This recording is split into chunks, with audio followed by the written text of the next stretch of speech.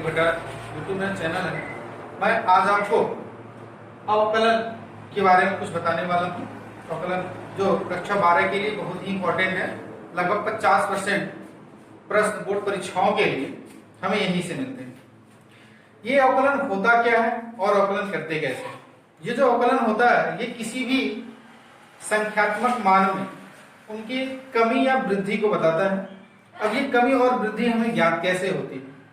ये कमी और वृद्धि ज्ञात करने के लिए हमें करना क्या होता है कि जब ये अवकलन करते हैं तो हम जिसके सापेक्ष करते हैं, हम जिनके सापेक्ष करते हैं अवकलन, उनकी स्थिति के लिए हमें बताया जाता है कि ये क्या करेगा। अभी सबसे पहले हम ये देख लेते हैं कि अवकलन के लिए हमें क्या चाहिए। अवकलन के लिए हमें यह पता करना है कि चर राशियां कौन सी होती हैं और अचर राशियां कौन सी होती हैं।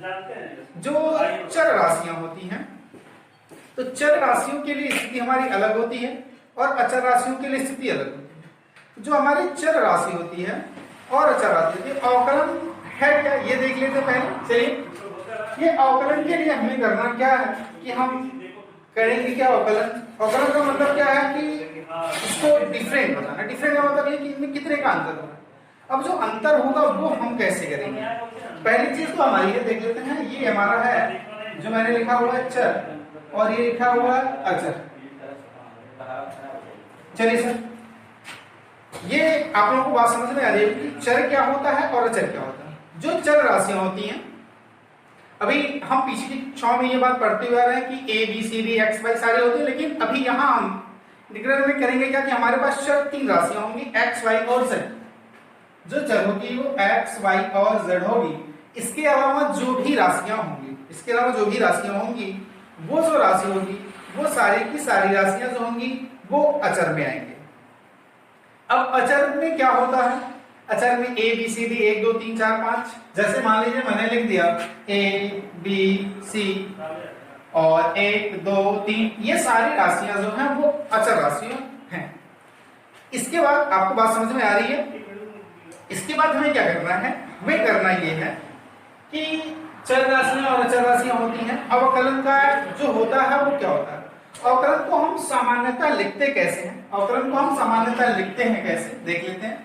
अवकलन को करते क्या है, जैसे हमें इनके लिए होता है d बटे dx। ये d बटे dx बताता क्या है? x। d बटे dx क्या बता रहा है? d बटे dx हमें ये बता रहा है कि हम x के सापेक्ष अवकलन करें। हम किसके सापेक्ष करें? x के सापेक्ष करें। अब x के सापेक्ष अवकलन करें तो वो होगा जैसे हमारे पास एक फार्मूला होता है कि d बटे dx x पे पावर n। d बटे dx x पे पावर n। अब ये x पे पावर n क्या है? यहाँ जो x होगा वो हमारा चर होगा और जो n होगा वो हमारा अचर होगा। x पे d बटे dx x पे पावर n। x पे पावर n का मतलब क्या है आपके लिए कि x पे पावर n जो मान है वो ये x जो होगा वो चर राशि होगा और जो n होगा वो अचर राशि होगा। इसके लिए हमें करना क्या है? इसके लिए हम d बटे dx x पे पावर n का हमारा फार्मूला होता है, ये हमारा जो सूत्र होता है वो किसके बराबर होता है? ये जो हमारा होता है वो होता है n x पे पावर n माइनस 1। अर्थात अगर हम d बटे dx x पे पावर n की बात करें, d बटे dx x पे पावर n की बात करें तो ये हमारा फार्मूला होता है n x n माइनस 1। ये हमारा d बटे dx की स्थिति के लिए होगा। अब यहाँ क्या करना है हमें? यहाँ हमें हल करना है। हल करने के लिए हमें करना क्या? जैसे मान लीजिए हमारे पास लिखा हो, लिख दिया जाए x का पावर 4, x पे पावर 4, x पे पावर 4 कर दिया जाए। अगर x पे पावर 4 कर दिया जाए तो क्या होगा? इसका हमें कह दिया जाए कि आप d बटे dx निकालिए। x पे पावर 4 कर दिया जाए तो आप और आपसे कहा जाए कि आप इसका d बटे dx निकालिए। ठीक है, आप अगर इसका d बटे dx निकाल दें तो हम यहाँ लिखेंगे d बटे dx। अगर हम इसका इससे कंपेयर करें, इससे तुलना करें तो x की जगह ये अचर x दिखाई दे रहा है और यहाँ n की जगह यहाँ दिखाई दे रहा है। इसको करेंगे तो क्या करेंगे? n x पे पावर n माइनस 1 होता है। n x पे पावर n माइनस 1 होता है तो ये n की जगह 4 लिखा हुआ है। अवकलन होगा 4x के पावर ये 4 माइनस 1 होगा इक्वल का 4x, यहाँ ये आ जाएगा 3। उम्मीद है कि बात आपको समझ में आ रही है, समझ में आ रहा है ना सबको, किसी को कोई दिक्कत नहीं है, किसी प्रकार की कोई दिक्कत नहीं होगी। चलिए, तो x d बटे dx की पावर दिया गया है 4x 4 minus x is equal to 4x cube आ गया, जब हो गया। अभी क्या करना है आपको, अगर हमें अवकलन करना है, अवकलन करने के लिए हमें ये दे दिया। अब अगर स्थिति आ गई, अगर किसी अन्य का अवकलन करना है, अन्य के अवकलन का मतलब क्या है देखते हैं। अन्य के अवकलन का मतलब क्या है, जैसे आपको कोई भी फलन दे दिया जाए या कोई भी मान दे दिया जाए, तो अगर कोई भी फलन और कोई भी मान दे दिया, जैसे मान लीजिए आपको एक सवाल दे दिया गया, अभी आपने देखा कि आपका यहाँ x की पावर अगर 6 से लिख दिया जाए, x की पावर 6 से लिख दिया जाए और बोल दिया जाए कि x की पावर 6 का आप अवकलन करिए, तो आप x की पावर 6 का अवकलन कैसे करेंगे। अभी आपको पीछे फार्मूला लिखा गया, वो फार्मूला था d बटे dx x की power n is equal to n x n minus 1, ये हमारा होगा। उस फार्मूले से इसका भी कर लेते हैं, इनका करेंगे तो क्या आएगा, हमारा जो आएगा वो आएगा 6 x पे पावर 6 माइनस 1 आएगा, 6 माइनस 1 आएगा, क्योंकि ये फार्मूला n x पे पावर n माइनस 1 के हिसाब से। बात तो समझ में आ रही है सबको, किसी को कोई दिक्कत नहीं है। चलिए 6x 6 माइनस 1 यहाँ इक्वल टू हम लिखेंगे 6x की पावर 5, ये हमारा आंसर बनेगा। ये तो अवकलन था जब हमारे पास ये था। अब अगर हमें कह दिया जाए कि आप अवकलन करिए किसी अन्य राशि का, किसी अन्य राशि के अवकलन के लिए क्या करना, जैसे आपको दे दिया जाए, एक एग्जांपल और लेते हैं। ये जो एग्जांपल है वो क्या है देख लेते हैं थोड़ा सा। मेरी बात आप सबको समझ में आ रही है, किसी को कोई दिक्कत नहीं है, बात समझ में आ रही है ना। चलिए ठीक, एक एग्जांपल और लिख दिया जाए कि x की पावर 9, अगर आपको लिख दिया जाए 10x की पावर 9। अभी आपको एक बात दिख रही होगी, यहाँ ये अचर है और ये चर है, तो जब अचर और चर दोनों एक साथ हो, जब अचर और चर दोनों एक साथ हो तो अचर का अवकलन नहीं होता है, सिर्फ जो चर राशि होती है उसका अवकलन होता है। लेकिन शर्त ये है कि ये इनटू में होगा, शर्त ये है कि ये इनटू में होगा। अर्थात अगर हम ये लिखना है 10, अगर हम इसे इसका अवकलन करना है तो हम इनको बाहर करेंगे, d बटे dx लिखेंगे x पे पावर 9, x पे पावर 9। अगर देखिए, अगर चर और अचर, चर और अचर दोनों एक साथ हैं, चर और अचर दोनों एक साथ हैं, तो हम अचर को बाहर कर लेते हैं, अवकलन सिर्फ और सिर्फ किसका करते हैं, चर का। अचर को बाहर कर लेते हैं और अवकलन सिर्फ और सिर्फ किसका करते हैं, अचर का। तो 10 dy dx x पे पावर 9। चलिए इसका अवकलन करते हैं। अब जानते हैं यहाँ फार्मूला हमारा फिर यही फार्मूला काम करेगा, कौन सा, n x पे पावर n माइनस 1। बात समझ में आ रही है सबको। यहाँ करते हैं, यह आ जाएगा 10 इंटू ये n आगे आ जाता है, मतलब 9 यहाँ आ जाएगा, तो 9 होगा x पे पावर 9 माइनस 1 है, 9 माइनस 1 क्योंकि x पे पावर n माइनस 1 होता है। बात समझ में आ पा रही है सबको, किसी को कोई दिक्कत तो है नहीं। चलिए इज इक्वल टू यहाँ करेंगे तो ये 90x 9x पे जाएगा तो ये हमारा आ जाएगा 9 में से बन गया, कितना बन गया 8। ये हमारा आंसर जो आएगा वो 90x की पावर 8 होगा। ये कब के लिए है, जब हमारे पास चर और अचर, जब हमारे पास चर और अचर दोनों एक ही राशियां हैं। अब एक और एग्जांपल देखते हैं। एक और एग्जांपल देखने का मतलब क्या है, जैसे मान लीजिए हमारे पास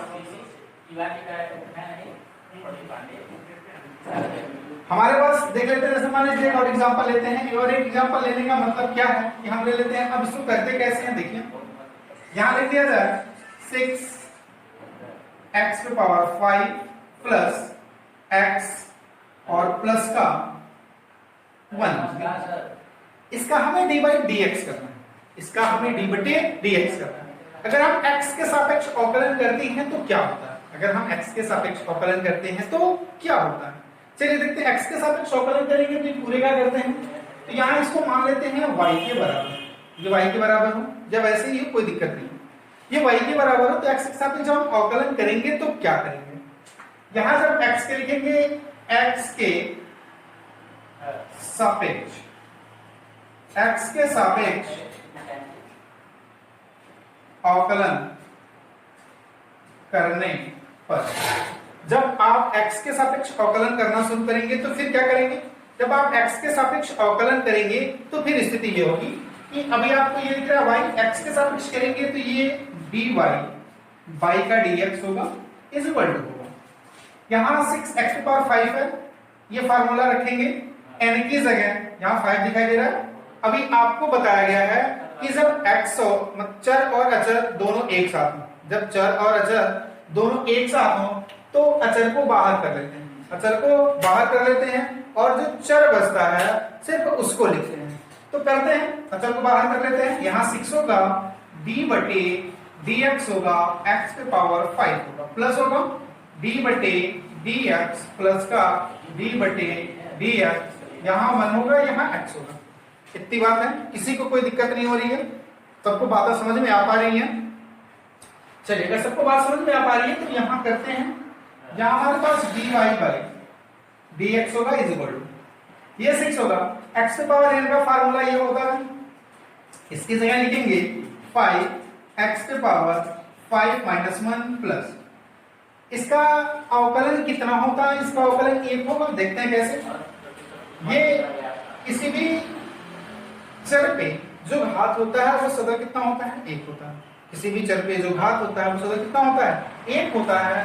तो यहाँ लिखेंगे x⁵1 यहाँ आ जाएगा और यहाँ 1 - 1 प्लस किसी भी अचर राशि का, किसी भी अचर राशि का, चाहे वह राशि 2 4 10 कुछ भी हो, एनीवन एनीथिंग कुछ भी हो, कोई भी मान हो, अगर वो अचर है तो उसका अवकलन सदैव शून्य होता है, चाहे वह कोई भी राशि हो, कोई भी मान हो, उसका अवकलन सदैव शून्य होता है। तो इसकी वैल्यू कितनी आ जाएगी, शून्य। हमारे पास लिख लेते हैं dy बटेगा dx इज इक्वल टू, इसका इसमें करेंगे तो 6 × 30, x⁵ 5 में से 1 कितना बचा 4, प्लस यहाँ तो ये हो गया x⁵0 प्लस का 0। आप जानते हो कि यदि किसी भी संख्या पे, चाहे वो चर हो या अचर हो, चाहे वह चर हो या अचर हो, यदि उस पे 0 आता है, किसी भी संख्या पे यदि घात 0 आती है तो जो उसका मान होता है वह सदैव 1 होता है, उसका मान सदैव कितना होता है, 1 होता है। तो dy बटे dx इज इक्वल टू, यहाँ लिख देंगे 30x⁴ प्लस ये x⁴0 की वैल्यू 1 आ जाएगी, ये हमारा आंसर बन जाएगा। अर्थात अगर हमारे पास कई पद हो लेकिन मल्टीपल ना हो, कई पद हो लेकिन गुणे के रूप में ना हो, पद अधिक हो कोई दिक्कत नहीं, गुणे के रूप में ना हो, तो हम ऐसे करते हैं। और चर और अचर दोनों हमारे पास हैं तो चर को बाहर निकाल देते हैं, अचर का गुणा कर देते हैं।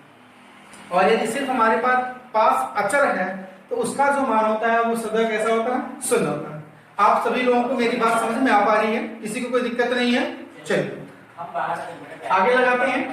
आगे लगाने के लिए करते क्या है कि अगर हमारे पास कुछ मान है, जैसे अभी तो ये साधारण था, इस तरह के थे, अब अगर हमारे पास अवकलन आ जाए, किस तरह का अवकलन, अभी तो ये सीधे अवकलन थे, कोई बात नहीं थी, हमारे पास मान लेते हैं, लिख लिया y बराबर ax प्लस b का होल स्क्वायर। अगर हमारे पास लिख लिया y बराबर ax प्लस b का whole square, ax plus b का होल स्क्वायर हो गया तो फिर इसका अवकलन करें। इनके अवकलन करने का 2 तरीका है, इनके अवकलन करने का 2 तरीका है। पहला तरीका तो यह है कि हम होल स्क्वायर मान के होल स्क्वायर पे a प्लस b को होल स्क्वायर पे तोड़ देंगे तो ये हमारा आंसर आ जाएगा। दूसरा तरीका क्या है, दूसरा तरीका हमारा ये है कि हम इन्हें किसी अलग तरीके से कर लेते हैं। ठीक है, अलग तरीके से करते हैं। वो तरीका क्या है थोड़ा देखिए, क्योंकि इस तरह के ही सवाल हम यहाँ से लेके जब भी आप शुरू करेंगे हम चैप्टर में बहुत सारे मिलेंगे। अभी तो स्क्वायर पे हम मतलब अगर यहाँ स्क्वायर है तो हम जानते हैं, क्यूब है तो हम जानते हैं, लेकिन जब 4 घात 5 घात 6 घात आना शुरू होगा तो फिर हमें दिक्कत होगी। इसीलिए हम इसे करते हैं, देखते कैसे। इसमें ये पूरा का पूरा अतिरिक्त दिख रहा है, ये पूरा का पूरा कौन सी राशि दिख रहा है, अतिरिक्त दिख रहा है। अतिरिक्त दिखने का मतलब ये है कि अगर हम यहाँ लिख लेते हैं कि ax प्लस b बराबर t, ax प्लस b बराबर क्या लिख लेते हैं, t। अगर हम ax प्लस b बराबर t लिखते हैं तो यहां माना कि t है, हम जानते हैं कि इसका अवकलन कर लेते हैं। इसका, अब इसका अवकलन पहले कर लेते हैं। इसका अवकलन करेंगे तो कितना होगा, t के सापेक्ष अवकलन करेंगे। इसका अवकलन किसके सापेक्ष करना है हमें, t के सापेक्ष। t के सापेक्ष करेंगे तो ये ax है, अभी x का अवकलन पीछे आपको बताया गया, तो जो x का अवकलन होता है वो कितना होता है 1, तो x, ये dx से dx का अवकलन कितना हो जाएगा हमारे पास, x का जो अवकलन होगा वो a प्लस b का जो होगा वो 0 is equal to dt by dx, क्योंकि हमने x के सापेक्ष किया, ये प्लस 0 था, प्लस 0 लिखा, तो a is equal to dt by का dx, a is equal to dt by dx। अर्थात हम इसकी जगह क्या रखें, t, ठीक है। y इज इक्वल टू क्या रखते हैं, y बराबर कितना हम रखेंगे, t रखेंगे। y बराबर t रखेंगे तो यहाँ इस पूरे की जगह आ जाएगा t का स्क्वायर, t का स्क्वायर। t के स्क्वायर का मतलब ये पूरा का पूरा t था, ये पूरा का पूरा t था, तो यहाँ t स्क्वायर लिख दिया। हमने इसका अवकलन करके रखा होगा, हम इसका अवकलन करके रखे हैं, तो अब यहाँ मल्टीपल होगा, इसका जो अवकलन आएगा इसका यहाँ हम क्या कर देते हैं, गुणा कर देते हैं। लेकिन गुणा कब करेंगे, अवकलन करने के बाद। चलिए y is equal to T square हो गया, टी स्क्वायर का अवकलन यहां से करेंगे तो 2t, दो में से एक जाएगा, यहाँ इंटू कर देंगे, इंटू क्या करेंगे dt बाई dx की वैल्यू a होती है, a y is equal to 2 हो गया, t की जो वैल्यू है वो कितनी है, t की वैल्यू है, तो t की वैल्यू हम कितनी रखेंगे, यहाँ t को मान रखा है, कितना मान रखा है, t को मान रखा है ax प्लस b, दो में से एक कोई घात नहीं बचा, इनटू का कितना बचा a। अब यहाँ y is equal to 2a ax plus b आ गया, ये हमारा आंसर है। अर्थात कहने का सीधा सा मतलब क्या है हमारे, कि यदि स्क्वायर फॉर्म में हो, क्यूब फॉर्म में हो, 3 घात 4 घात, ऐसी स्थिति में यदि हो तो हमें ऐसे ही हल करना। बात समझ में आ रही है, किसी कोई दिक्कत तो हो नहीं रही है, बातें सबको मेरी समझ में आ पा रही हैं, किसी कोई दिक्कत नहीं होगी। चलिए एक सवाल और हल कर देते हैं। अब आपको एक सवाल हम और लगाते हैं, देखते हैं। यहां अगर मान लेते हैं लिखा हुआ है y बराबर x स्क्वायर प्लस 3 का 3 पे पावर मान लेते हैं 4। चलिए y is equal to x square plus 3 whole पे पावर 4 ले लिया। अब आपको इसका अवकलन करने के लिए कह दिया जाए, इसका अवकलन करने के लिए कह दिया जाए, तो जब इसका अवकलन करेंगे तो क्या, इसका अवकलन करेंगे तो क्या होगा, सबसे पहला ये अतिरिक्त पद है, अतिरिक्त पद है, इस पूरे को हम t, आपकी जो मर्जी tx जो भी आपको मन कर रहा है वो मानिए। तो यहां सबसे पहले हम लिखेंगे क्या, कि x square plus 3 is equal to t, या t इज इक्वल टू लिख लेते हैं। तो यहां करते क्या है, इनको ऐसे लिख लेते हैं फ्रेंड्स। आप सभी लोगों को क्या मेरी बात समझ में आ पा रही है, किसी को कोई दिक्कत तो नहीं है। ये अवकलन का पार्ट है, अवकलन बड़े आराम से समझिए, क्योंकि अभी तो चैप्टर शुरू नहीं हुआ, चैप्टर अगले वीडियो में शुरू किया जाएगा। पहले अवकलन के बारे में आप समझ जाएं, और जब अवकलन के बारे में आप समझ जाएंगे तो फिर कोई दिक्कत नहीं होगी। तो यहाँ देखते हैं क्या लिख देते हैं कि t is equal to X square plus का 3, t is equal to X square plus का 3 होगा। अब t is equal to X square plus का 3 होगा, तो हम यहाँ क्या करेंगे, पहले जिसको माना है उसका अवकलन कर देते हैं, पहले जिसको माना है उसका क्या करना है, अवकलन कर देते हैं। अवकलन करेंगे तो हमारे पास होगा इसका x के सापेक्ष, x के सापेक्ष अवकलन, x के सापेक्ष अवकलन करने पर, जब हम x के सापेक्ष अवकलन करेंगे तो ये आएगा dt बटे का dx इज इक्वल टू, ये यहां आ जाएगा 2x प्लस, ये 0 होता है तो 0 लिखेंगे, इज इक्वल टू आ जाएगा 2x। ठीक है, अब t तो मैंने इतने को मान रखा है, t तो मैंने इतने को मान रखा है, और अगर मैंने t इतने को मान रखा है तो यहां उसकी वैल्यू पुट कर देंगे, y is equal to t पे पावर 4 होगा। y इज इक्वल टू कितना होना है, t पे power 4, y is equal to t पे पावर 4 होना है। अब यहां किसके सापेक्ष अवकलन करना है, यहाँ जो फंक्शन दिखता है अवकलन उसी के सापेक्ष करना, यहाँ जो फंक्शन दिखता है अवकलन उसी के सापेक्ष करना है, अर्थात यहाँ लिखते हैं t के सापेक्ष, t के सापेक्ष अवकलन करने पर, जब t के सापेक्ष अवकलन करते हैं तो क्या होता है, हमारे पास आएगा dy बाई का, ये t के सापेक्ष करें dy बाई dt का इज इक्वल टू, यहाँ t पे पावर 4 है तो यहाँ 4 होगा t होगा, 4 होगा t होगा, 4t होगा, उसके बाद यहाँ आ जाएगा 4 माइनस 1, तो dy बाई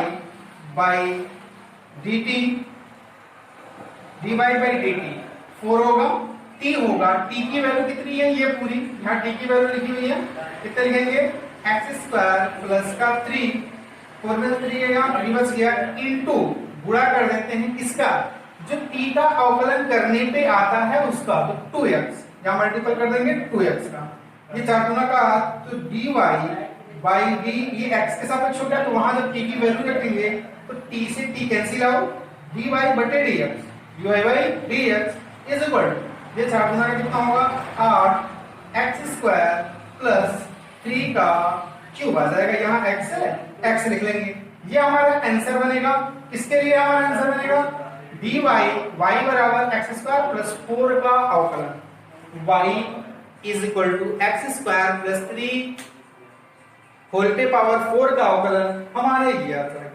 क्या सबको बात मेरी समझ में आ पा रही है, किसी को कोई दिक्कत तो नहीं हो रही है, आप ही से पूछ रहे हैं, आपको कोई दिक्कत तो नहीं हो रही है, बात समझ में आ पा रही है। चलिए तो ये हो गया, एक एग्जांपल और देख लेते हैं। एक एग्जांपल के लिए क्या करना है हमें, अतिरिक्त, पहले तो हमें ये पहचान कर लेना है कि अतिरिक्त पद है कौन सा, पहले हमें ये बात पहचान कर लेना है कि जो अतिरिक्त पद है वो कौन सा है। तो अतिरिक्त पद के लिए क्या करना है हमें, अतिरिक्त ये देखना है कि हम किसका अवकलन नहीं कर सकते, जिसका अवकलन एक बार में नहीं कर सकते वही जो हमारा पद होगा वो कौन सा पद होगा, अतिरिक्त पद होगा। चलिए देखते हैं, जैसे मान लीजिए हमारे पास एक और अवकलन आ गया, अवकलन क्या है हमारे पास, मान लेते हैं y इज इक्वल टू ये आ गया x स्क्वायर प्लस 1 पे पावर n, मान लेते हैं कितना आ गया x स्क्वायर प्लस 1 पे पावर n, इसका हमें अवकलन करना है। इसका जब हमें अवकलन करना है तो अवकलन क्या होगा देखते हैं, फिर हम इसको क्या मानेंगे, इसको फिर हम t मानते हैं, यहाँ लिखते हैं t is equal to X square plus का 1, इसका अवकलन करते हैं तो dt by dx is equal to 2x, इसकी जो वैल्यू होगी वो 0 होगी, लिखने की जरूरत नहीं, तो dy by dt is equal to, यहाँ इनका अवकलन करेंगे तो ये t पे पावर n, t पे पावर कितना होगा n, t पे पावर n होगा तो यहाँ लिखेंगे dy by dt is equal to, ये n का होगा n t पे power n minus 1, n t पे पावर n माइनस 1, ठीक है, बात समझ में आ पा रही है सबको ना, कोई दिक्कत तो नहीं है ना।